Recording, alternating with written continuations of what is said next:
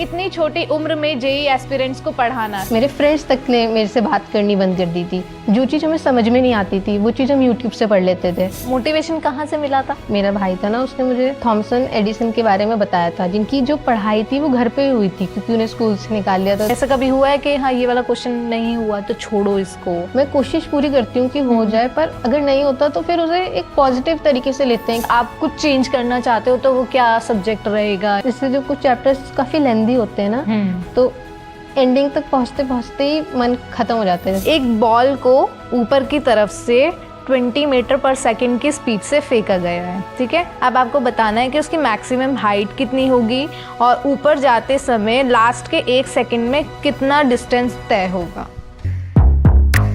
आज के टाइम में हम किसी भी पेरेंट से बात करते हैं तो उनका सबसे कॉमन क्वेश्चन और शिकायत यही होती है कि हमारे बच्चे हर टाइम फोन में लगे रहते हैं, हर टाइम मोबाइल फोन्स, हर टाइम गेम्स, हर टाइम पीसी। मतलब डिजिटल टेक्नोलॉजी तो आ गई है लेकिन उसका खामियाजा कुछ पेरेंट्स को भुगतना पड़ रहा है। लेकिन आज हम एक ऐसी बच्ची से आपको मिलवाने जा रहे हैं जो खुद 9th क्लास में होके जेईई एस्पिरेंट्स को पढ़ा रही है। तो आज हमारे साथ नैना है। नैना, आपका करियर वाला में बहुत बहुत स्वागत है। और सवाल ये नहीं है कि इतनी छोटी उम्र में जेईई एस्पिरेंट्स को पढ़ाना, सवाल ये है कि इतनी कम उम्र में इतनी क्लैरिटी कैसे पॉसिबल है। तो नैना, मैं आपसे यही जानना चाहूँगी कि अगर आपको खुद अपना इंट्रो देना हो, इंट्रोडक्शन अगर आपको देना हो तो वो आप कैसे दोगे? क्या आपकी जर्नी रही है? मेरा नाम नैना है और मैं अभी क्लास 9th में हूँ। मैं एक छोटे से गाँव शफीपुर में रहती हूँ जो उत्तराखंड देवभूमि के अंदर है। अगर मैं अपनी जर्नी के बारे में बताऊं तो मेरी क्लास 3rd तक की जो पढ़ाई हुई थी वो मॉनफोर्ट स्कूल में हुई थी। मॉनफोर्ट स्कूल एक रुड़की का एक बहुत बड़ा स्कूल है और मतलब वहाँ पे एडमिशन लेने के लिए भी एक एंट्रेंस टेस्ट होता था। जो उस टेस्ट को क्लियर करता था उसी को एडमिशन मिलता था। तो मेरा वो टेस्ट क्लियर हुआ और मतलब वहाँ पे मेरे बहुत सारे फ्रेंड्स थे और टीचर भी मुझे बहुत प्यार करती थी। और मतलब जैसे मैं क्लास की टॉपर थी तो सब लोग बहुत अच्छे थे। पर जैसे ही मैं 4th क्लास में आई तो एकदम से कोरोना वायरस आया और मतलब कोरोना वायरस जैसे आया तो मुझे वो स्कूल छोड़ना पड़ा क्योंकि थोड़ी सी सिचुएशन सी ऐसी बनी और थोड़ी सी आर्थिक परिस्थिति की वजह से मुझे वो स्कूल छोड़ना पड़ा। तो मम्मी ने हमारे घर के पास एक स्कूल था, न्यू सरस्वती विद्या मंदिर, उसमें हमारा एडमिशन करा दिया। तो फिर अब हमें समझ नहीं आ रहा था कि अब हम पढ़ाई कैसे करेंगे कि हमारा वो स्कूल छूट गया जिसमें मेरे सारे फ्रेंड्स थे, अब गाइड करने वाला कोई नहीं था। तो मुझे लगा कि अब तो सब खराब हो जाएगा। तो मेरे फ्रेंड्स तक ने मेरे से बात करनी बंद कर दी थी। तो मेरे जो भाई था मेरे से 1 साल बड़ा, उसने मुझे समझाया कि भाई मैं पढ़ाऊँगा तुझे, क्योंकि मैं 4th में थी तो वो 5th क्लास में था। तो उसने मुझे 4th क्लास का मैथ्स पढ़ाना स्टार्ट किया और वो जो 4th क्लास का मैथ्स था वो मेरा 10-15 दिनों में कंप्लीट हो गया। अब हमें शौक ये लगा कि जो बुक हम पूरे साल में करते हैं वो हमारा इतनी जल्दी कंप्लीट हो गया, क्योंकि लॉकडाउन था, सब लोग घर में थे, हम पूरा दिन घर में होते थे, तो 10-11 घंटे हमने पढ़ लिया और तो वो कंप्लीट हुआ। तो हमें एकदम से शौक लगा। उसके बाद जैसे वो 5th में था तो हमने 5th क्लास की करनी स्टार्ट करी साथ में हम दोनों ने, और वो भी जल्दी कंप्लीट हो गई। तो मतलब जब मैं 5th क्लास तक आई थी तब 7th क्लास तक की साइंस और मैथ्स कंप्लीट हो गई। जो चीज़ हमें समझ में नहीं आती थी वो चीज़ हम यूट्यूब से पढ़ लेते थे। और मतलब जब मैं गई उसके बाद मेरे जो प्रिंसिपल थे, जब मैं वहाँ मतलब एक दिन ना मैं क्लास में पढ़ा रही थी बोर्ड पे, जैसे कुछ भी समझा तो मैंने बोर्ड पे पढ़ाना शुरू कर दिया। क्लास में कोई नहीं हो तो मुझे अच्छा लगता था बोर्ड पे से टीचर सा बनना। तो मुझे पता नहीं था, मेरे प्रिंसिपल सर पीछे से मुझे देख रहे थे, तो उन्हें फिर पता चला कि मैं पढ़ाया, जो उन्हें पता चला कि मैंने ऐसे जल्दी कंप्लीट किया, तो उन्होंने फिर एक टेस्ट लिया मेरा और मतलब मैंने उस टेस्ट में अच्छा किया तो वो बहुत ज़्यादा खुश हुए और उन्होंने काफ़ी सारी बुक्स दी मुझे। मतलब जिसमें से जो एक बुक थी वो थी कॉन्सेप्ट्स ऑफ फिजिक्स। पहले तो समझ में ही नहीं आया कि भाई क्या है ये सब, पर फिर जैसे थोड़े थोड़े क्वेश्चंस हमने, बहुत अच्छी बुक है, मतलब काफ़ी पहले हम कंसेप्ट्स पढ़ते थे, उसके बाद क्वेश्चंस किए, और फिर टीचर्स ने भी काफ़ी सपोर्ट किया हमारे स्कूल के। प्रिंसिपल सर कहते थे कि अगर कोई डाउट हो तो पूछ लिया करो। तो फिर तब मुझे पता चला कि भाई स्कूल ऐसे छोटा बड़ा होने से तो कोई फ़र्क नहीं पड़ता, टीचर्स सपोर्टिव होने चाहिए, वही हमारी करियर को चेंज कर सकते हैं। फिर मैंने, जैसे मैं पढ़ा रही थी तो उन्होंने मुझे कहा कि तुम पढ़ाया करो। तो तब से जैसे 7th क्लास में जब तक मैं आई, जैसे मैं पढ़ रही थी, तो मैंने क्लास 11 12 की फिज़िक्स केमिस्ट्री जो थी, मैंने मैथ्स मैंने पढ़ ली थी पूरी। क्लास 8th में उनकी कहने की वजह से कि उन्होंने थोड़ा इनकरेज किया तो मैंने पढ़ाना शुरू किया। और क्लास 9th में तो मैंने अपना अभी यूट्यूब चैनल खोल लिया। तो मतलब ये आपकी जर्नी रही है।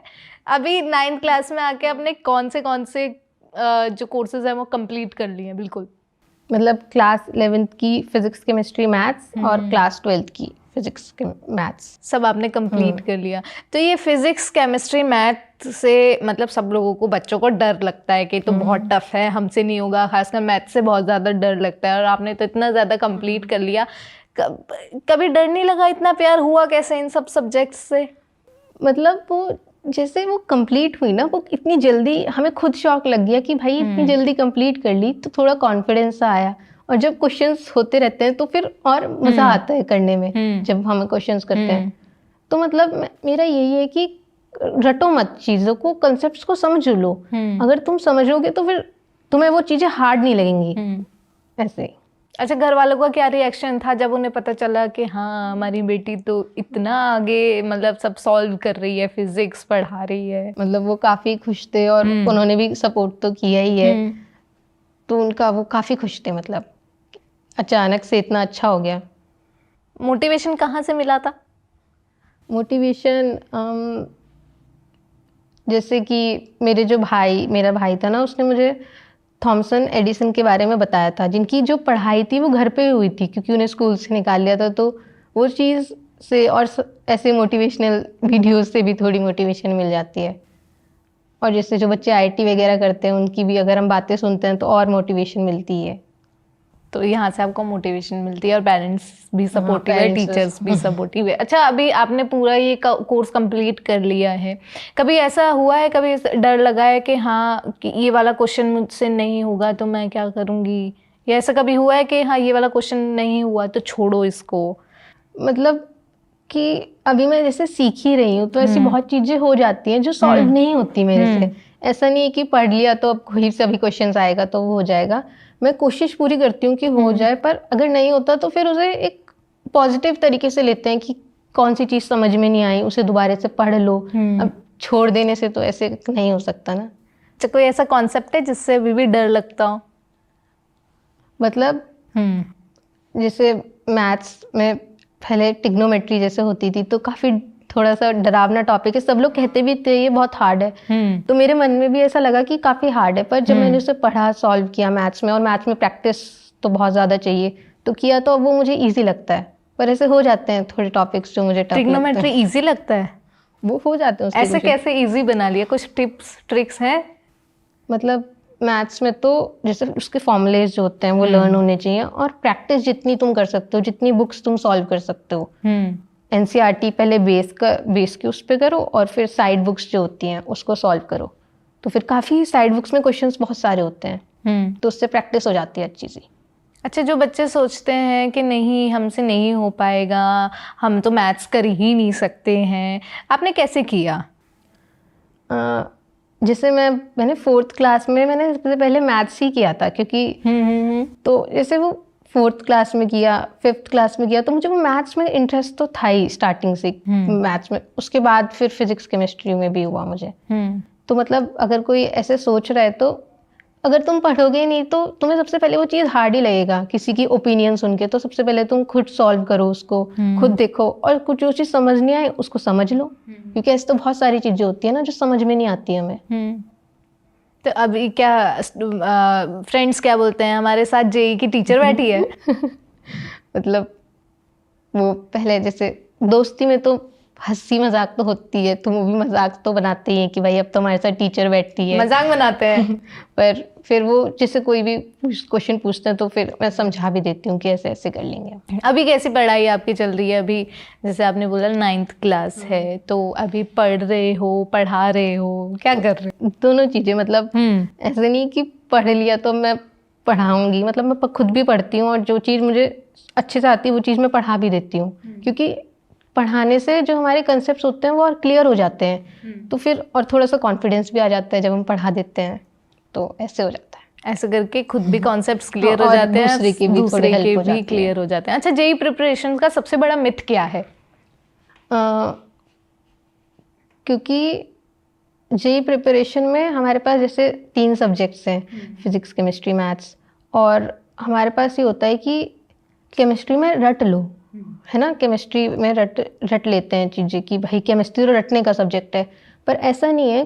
बहुत सारी चीज़ें याद करने की होती है, पर बहुत सारी चीज़ें समझने की भी होती है। हम ये नहीं कह सकते कि केमिस्ट्री में तो रट लो, और ऐसा भी होता है कि जेई में कहते हैं कि मैथ्स बहुत हार्ड आती है, मतलब थोड़ी सी आती है पर हम कर सकते हैं।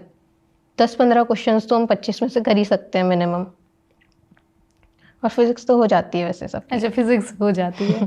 फिजिक्स वैसे हो जाती है। अच्छा, आपने सारा मतलब सिलेबस पढ़ लिया है जेई का, तो कुछ ऐसी चीज़ें हैं जो आपको लगता है कि इसमें चेंज होनी चाहिए सिलेबस में, या अगर आप कुछ चेंज करना चाहते हो तो वो क्या सब्जेक्ट रहेगा या क्या टॉपिक रहेगा?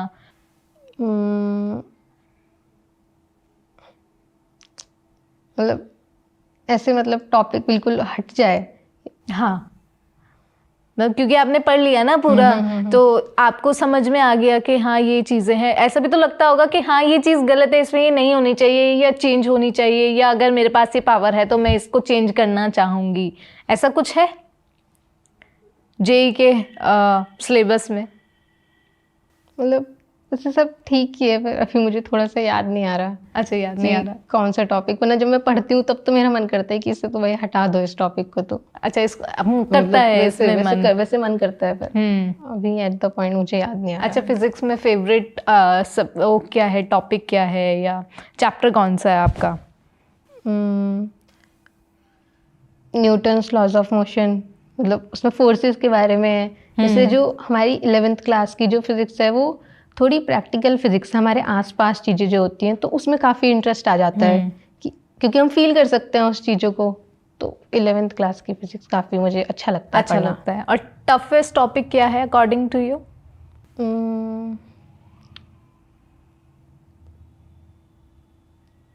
मतलब रोटेशनल मोशन थोड़ा सा मुझे टफ लगता है। क्यों, ऐसा क्या है उसमें? मतलब एक तो इससे जो कुछ चैप्टर्स काफ़ी लेंदी होते हैं ना, तो एंडिंग तक पहुँचते पहुँचते ही मन ख़त्म हो जाता है, जैसे कि भैया कितना बड़ा चैप्टर है, इतनी सारी चीज़ें हैं, तो उसमें काफ़ी सारी चीज़ें हैं। और वो रोटेशन मोशन जो है वो, मतलब जैसे कोई चीज़ रोटेट कर रही है तो उसमें 2 मोशंस टाइप के जुड़ते हैं, एक तो ट्रांसलेटरी मोशन उसमें जुड़ता है और रोटेशन सर्कुलर वाला भी घुसता है, तो उसमें काफ़ी सारी चीज़ें आ जाती है, तो थोड़ा कॉम्प्लिकेशन हो जाता है। कॉम्प्लिकेटेड। अच्छा, ये वो टॉपिक तो नहीं है कि आप चाहते हो कि ये वाला सिलेबस में से हट जाए? इससे अगर हटेगा तो अच्छा लगेगा मुझे। अच्छा, हट जाएगा तो अच्छा लगेगा।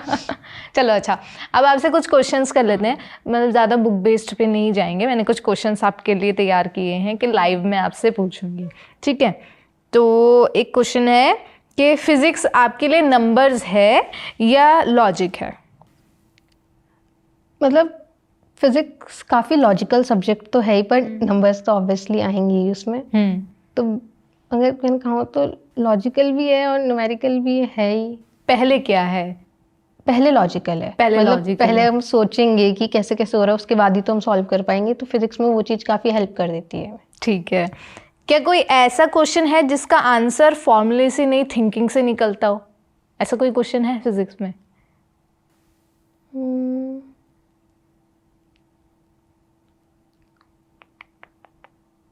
मतलब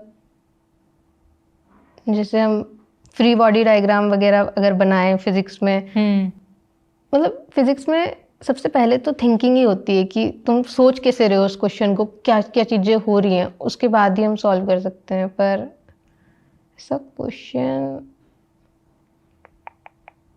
फिर तो मुझे अभी याद नहीं आ रहा है, चलो ठीक है ना। मैं दूसरा आपसे क्वेश्चन पूछ देती हूँ, थोड़ा ध्यान से सुनना इसे।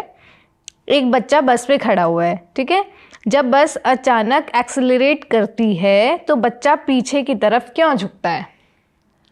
ये इसमें हम न्यूटन्स का जो पहला लॉ है, न्यूटन्स फर्स्ट लॉ, उसमें ये लगता है क्योंकि सपोज हम बस में खड़े हुए हैं तो बस भी रेस्ट पे है और हम भी खड़े हुए हैं तो हम भी रेस्ट पे हैं।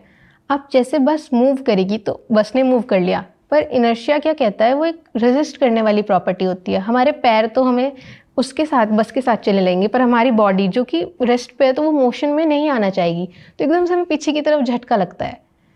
क्योंकि इनर्शिया की वजह से न्यूटन्स फर्स्ट लॉ जो हमें कहता है वो कहता है कि कोई भी बॉडी तब तक रेस्ट पे रहेगी या तब तक मोशन में रहेगी जब तक उस पर कोई एक्सटर्नल फोर्स ना लगे। और एक इनर्शिया जो प्रॉपर्टी आती है कि हम जैसे रह रहे हैं, मैं बैठी हुई हूँ, जब तक मुझे कोई कहेगा नहीं उठने के लिए तब तक मैं उठूंगी नहीं। तो वैसे ही जैसे बस में जब वो बंदा खड़ा हुआ है तो पैर तो उसके साथ मूव करने लग गए, अब ऊपर की बॉडी रेजिस्ट करेगी तो इसलिए उसे एकदम से पीछे को झटका लगता है। बहुत इजीली सॉल्व कर दिया ये क्वेश्चन। एक क्वेश्चन और पूछती हूँ मैं आपसे। एक बॉल को ऊपर की तरफ से 20 मीटर पर सेकंड की स्पीड से फेंका गया है, ठीक है, अब आपको बताना है कि उसकी मैक्सिमम हाइट कितनी होगी और ऊपर जाते समय लास्ट के 1 सेकंड में कितना डिस्टेंस तय होगा। अगर आप चाहो तो इसे सॉल्व कर सकते हो।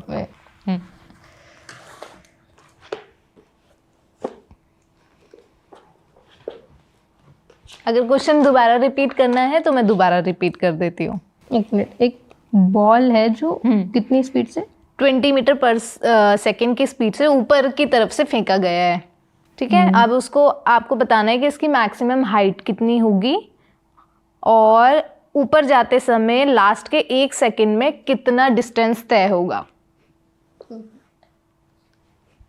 देखते हैं कितनी जल्दी ये क्वेश्चन सॉल्व करती हैं नैना।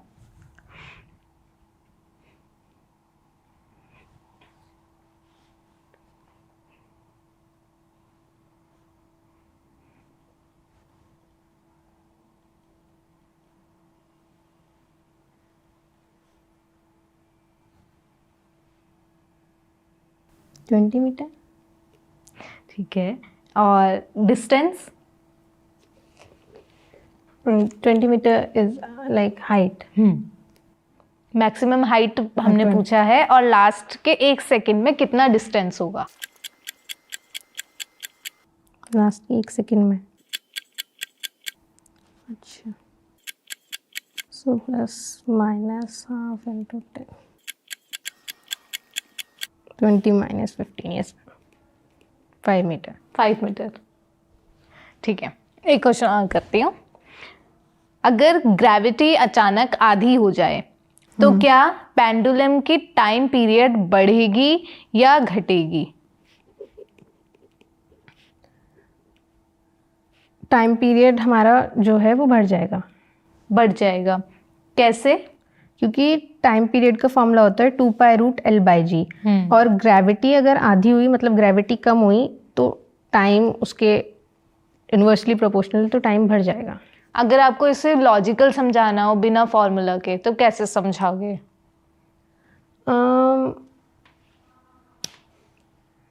अगर जैसे पेंडुलम है हमारा, तो क्लॉक का पेंडुलम जैसे मूव कर रहा है और ग्रेविटी हमारी आधी हो गई, मतलब जो फोर्स जो होगी हमारी, वो फोर्स हमारी आधी होगी तो उसका टाइम पीरियड जो होगा बढ़ जाएगा। चलो, ये कुछ क्वेश्चंस थे हमने नैना से सॉल्व करवाए और आंसर तो सभी का सेम सही ही मिल गया है। अब मैं ये जानना चाहूँगी कि आप, कोई बात नहीं, अब क्वेश्चंस हो गए हैं, आप इसे रख सकते हो। जब लोग कहते हैं कि लड़कियां फिज़िक्स, केमिस्ट्री, मैथ्स ये सब सब्जेक्ट्स नहीं कर सकती हैं, नहीं पढ़ सकती हैं, ना पढ़ा सकती हैं, तो कैसा फील होता है आपको, क्या सोचते हो आप? मतलब अगर हम देखें जैसे, अच्छा तो ऑब्वियसली नहीं फील होता है, क्योंकि लड़कियों को ही कहते हैं कि लड़कियों को हमेशा से पढ़ाई से थोड़ा सा ऐसे दूर रखा गया है, तो ये चीज़ गलत है। क्योंकि अगर हम कंपेयर करें, लड़कों को हमेशा कह देते हैं कि तुम ये कर लो, ये कर लो, और लड़कियां काफ़ी कुछ कर सकती हैं अगर उन्हें सही मौका मिले और सही गाइडेंस मिले तो काफ़ी कुछ कर सकती है। आपके साथ कभी ऐसा हुआ है कि आपको कभी पीछे खींचने की कोशिश की गई हो किसी के थ्रू, बोला गया हो कि नहीं तुम तो लड़की हो, नहीं कर सकती? मतलब ऐसे ऐसे हुआ नहीं, क्योंकि सब बहुत सपोर्ट करते हैं कि कर सकते हो कर सकते हो। वैसे मेरे साथ ऐसा नहीं हुआ कभी कि ऐसा नहीं। अच्छी बात है, आपके साथ नहीं हुआ। अब ये लास्ट में आपसे ये जानना चाहूंगी, आगे आपका क्या प्लान है करने का? मतलब डॉक्टर, इंजीनियर, क्या आपने आपको देखते हो? क्या जेई का आपको एग्जाम देने का प्लान है? क्या करना है आगे? मतलब मेरा जेई देने का ही प्लान है कि मैं जेई मेंस और एडवांस दूंगी और आईआईटी के लिए इंजीनियर बनने का मेरा प्लान है। ठीक है। जेई एस्पिरेंट्स के लिए क्या मैसेज है? जेई मेंस चल ही रहा है। आज पहला जेई मेंस का पेपर था 9 से, शायद अभी भी चल रहा होगा 3 से 6। आज पहली शिफ्ट का पेपर है, तो अच्छा करो।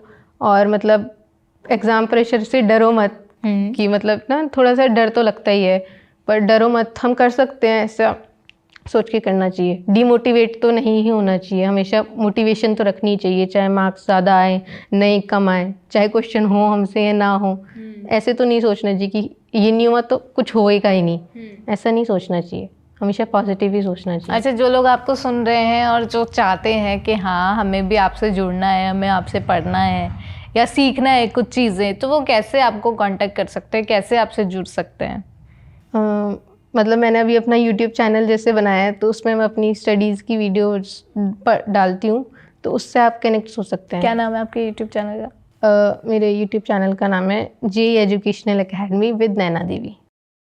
ठीक है, तो ये थी नैना, जिन्होंने क्लास 9 में ही मतलब जेई पूरे एग्ज़ाम का सिलेबस कंप्लीट कर दिया और अब जेई एस्पिरेंट्स को पढ़ा भी रही हैं। आपको क्या लगता है इस वीडियो को लेकर? क्या कुछ कहना चाहेंगे? हमें कमेंट सेक्शन में ज़रूर बता दें और देखते रहें द न्यूज़ वाला नेटवर्क। धन्यवाद।